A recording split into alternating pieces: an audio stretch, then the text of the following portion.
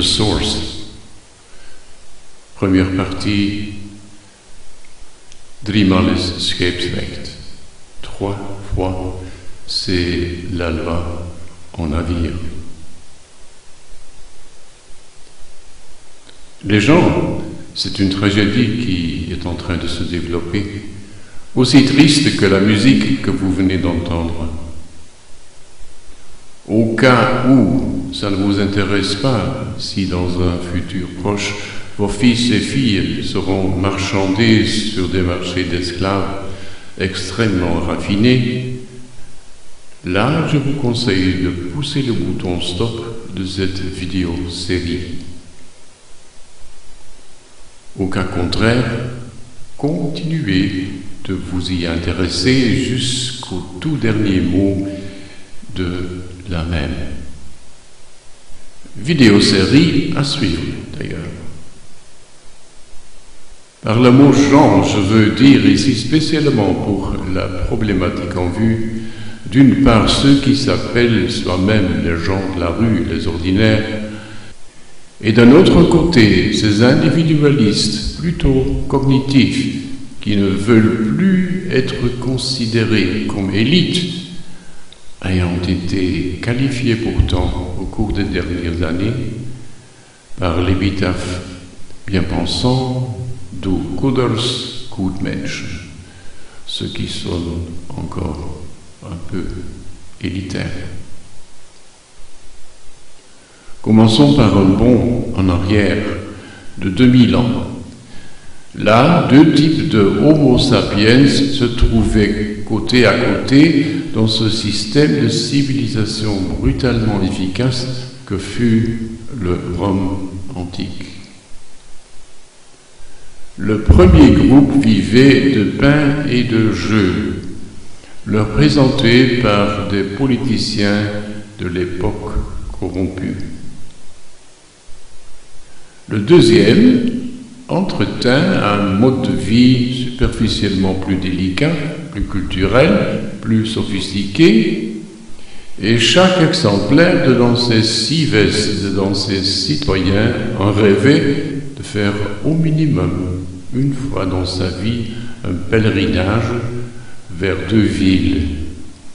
Athènes d'abord, pour l'ancienne culture des Grecs, et Alexandrie, en Égypte, pour la bibliothèque. Les 2 groupes furent manipulés. Les premiers de façon ensanglantée dans le Colisée, les seconds plutôt par le biais d'une intellectualisation condescendante mais de bon ton. Ces derniers l'adoraient de disputer tard dans la nuit au sujet du sexe des anges. Un troisième groupe, qui d'abord ne sera pas le sujet de mes propos, vivait en dessous du Colisée, dans les catacombes. Les plus braves, les plus fidèles parmi eux, ont même résisté aux persécutions sous l'empire de Dioclétien, avant d'être obligés eux aussi de prendre la fuite vers le désert égyptien. C'est grâce à leur courage que la vraie civilisation humaine ne s'est pas encore épuisée en 2021. La plupart d'entre nous à l'école ont reçu des leçons d'histoire ancienne, assez pour en savoir pas mal autour du bien et du malheur des premiers groupes.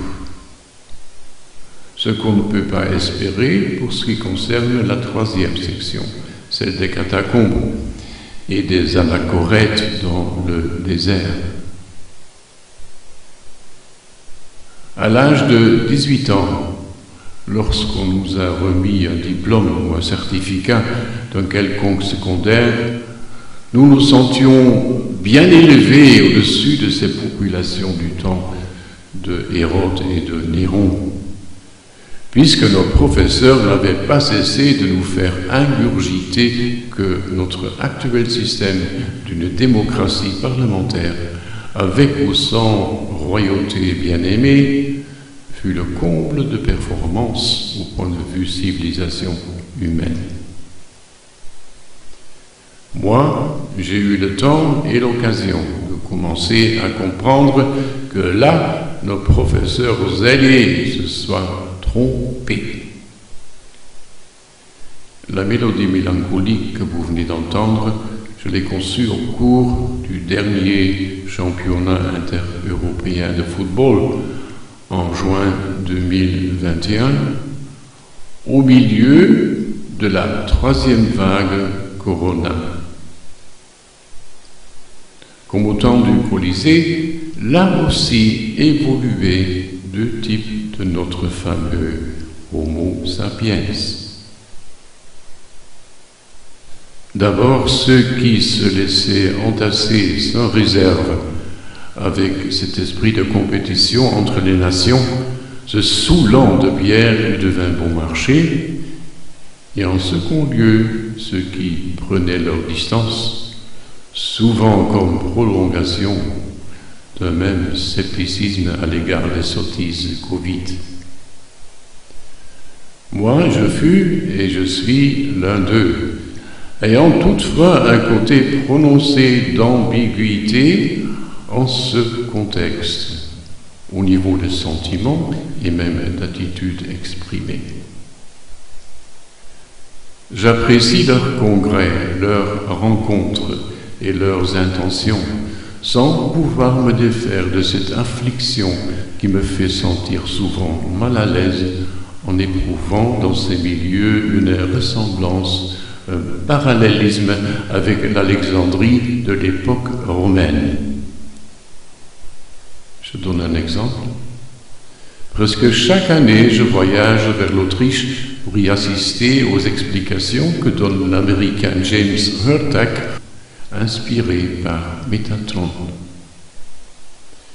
Je ne peux pas dire que là, on parle du sexe des anges, mais, à mon opinion, l'accent est trop souvent mis sur des questions telles que si, au fait, ce seraient les Bnai Elohim qui furent à l'origine de la création de certains animaux, ou plutôt les Bnai Or. Bien sûr, cela est assez anodin, mais moi, je préférerais fort d'y entendre plus sur le comportement au point de vue sentiment souhaité et nécessaire dans les catacombes de 2020 et en dessous des amphithéâtres en 2021, à part ces déclamations répétées de noms sacrés. Il y a 2000 ans, ce fut le même problème en fait, lorsque les vraies actions de sauvetage des enseignements du Christ n'émanaient pas à partir des intellectos un peu christianisés d'Alexandrie, mais depuis ces hommes et femmes traqués dans les catacombes, qui, à la fin, n'épièrent autre excité que d'aller vivre loin de Rome, dans le désert, des Anachorètes, ou encore plus loin, vers l'ouest, vers le monde celtique. Les gens, c'est une tragédie qui se glisse vers nous en ce moment, derrière chaque centre de vaccination. Il y a si peu de contemporains qui la voient et s'en rendent compte du danger imminent. Quelques-uns des disciples chrétiens ont été témoins de la dite résurrection du Nazaréen après sa mort sur la croix. Au fait, il ne s'agissait point d'une résurrection, plutôt d'une immersion d'un être de la 5e dimension dedans la 3e, la nôtre. Ces témoins, ainsi que ceux qui faisaient partie plus tard d'un groupement de croyants rassemblés autour d'eux, on était convaincu que déjà pendant leur vie terrestre, ils pourraient être témoins d'une ascension collective d'une partie de l'humanité vers la 5e dimension en question. Pour eux, vers le ciel alors. Ils se sont trompés et tous ont connu une mort normale, qu'on appelle normale. L'ascension directement depuis leur corps vivant en 3e dimension fut reportée à plus tard dans un premier tour de décalage d'environ 1000 ans. Au XIIe siècle, quand le christianisme s'est réjoui d'un premier mouvement vaste d'implantation réelle dans les âmes en Occident, cet impact n'a pourtant pas suffi non plus. Ce qui fut une grande déception pour le protagoniste le plus connu du siècle, Bernard de Clairvaux. Lui en fut convaincu que ces cisterciens et templiers soient les premiers ambassadeurs d'une ère nouvelle, l'ère dorée promise dans les testaments, déjà sur terre. Il n'en fut rien. Tout a été remis à plus tard et cette certitude lui fit hurler presque sur son lit de mort. « Mais c'est la bête !» il a crié. En effet, ce fut la bête qui reprit le sceptre pour pas moins de 800 années, plein de déceptions. Le prochain rendez-vous avec l'au-delà fut l'an 2000 et l'an 2012. Déception définitive pour la plupart des croyants de portée faible. Il ne se passait rien indiquant le sauvetage en masse de l'humanité. Délai, moratoire, annulation même, qu'il sait. Et aujourd'hui, en 2021, après tant de bonnes intentions accumulées aux quatre coins du monde, accompagnées sinistrement par une clarté morbide au sujet de l'intention des forces du mal, des forces de la bête, qui émergeait avec son vaccin MARN, postulant impudiquement son intention non déguisée de ne plus vouloir se contenter de freiner le développement de conscience vers la lumière. Mais après le temps des painkillers, y compris les stupéfiants, est venu le temps des spirit killers. Les jeux sont faits, rien ne va plus. Et qu'est-ce qui se passe? Les gens se précipitent vers ces centres de vaccination pour se faire trancher la gorge.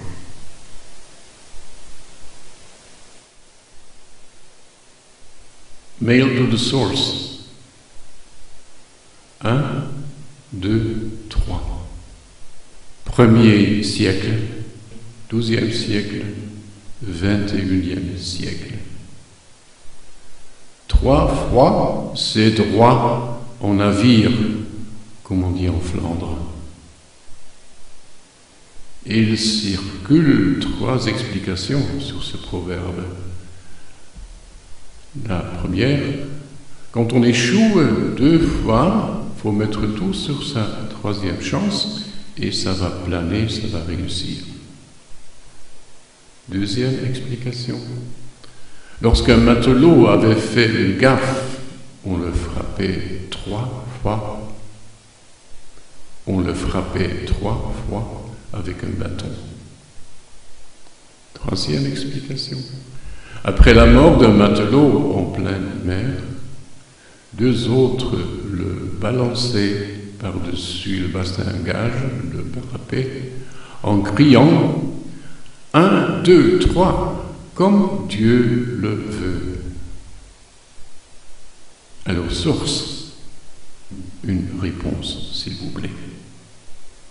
Car il viendra de nous, ici sur Terre, sur Gaïa, 1, 2 ou 3. Scisif significatif, oui. Scisif sans signification, plutôt pas. À suivre.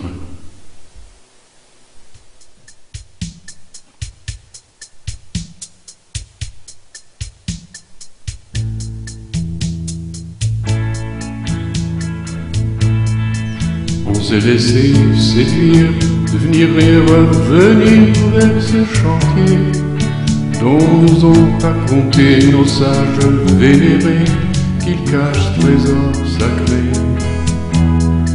En se plantant si bas, nous avons eu le choix entre deux paires comportant bandelières, une pour les perdants, l'autre pour les gagnants. On nous a donné la première. À nous deux boulonnés, donner des coups de collier, 6 jours la semaine et plus encore. On cherche de l'or, des objets de prestige, que dans ces vétustes vestiges. Chaque mois des députés viennent nous rémunérer avec du pain, fromage et lard, assez pour vivoter sans pourtant avoir trouvé le secret caché.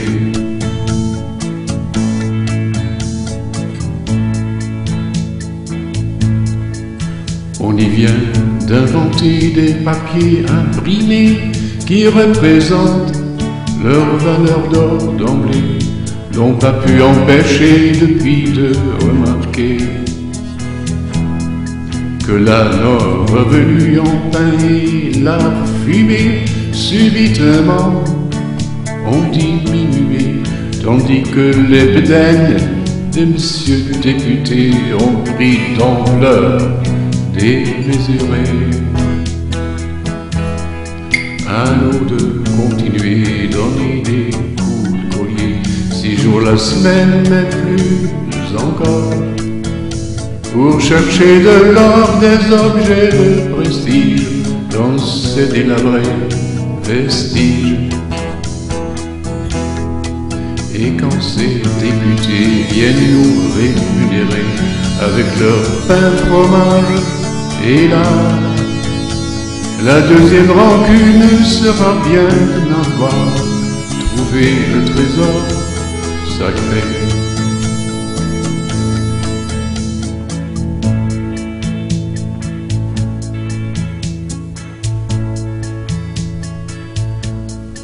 Après chaque épisode de ces vies peu commandes, nos estomacs étant en désarroi, pas seulement ça, chacun voulait s'enfuir de là. Temps de se rappeler de ce qu'on racontait, on vénérait, quand cette découverte enfin nous déconcerte. Faut pas désespérer, cela fait part de ce projet. À nous de tenir bon, regarder l'horizon, 6 jours la semaine et plus encore, en cherchant de l'or, des objets de prestige, que dans cette traître de vestiges. Soignons la vérité de nos sages vénérés, une fois trouvé trésor sacré, ne voudrons plus du tout nous en aller de ce prodigieux chantier.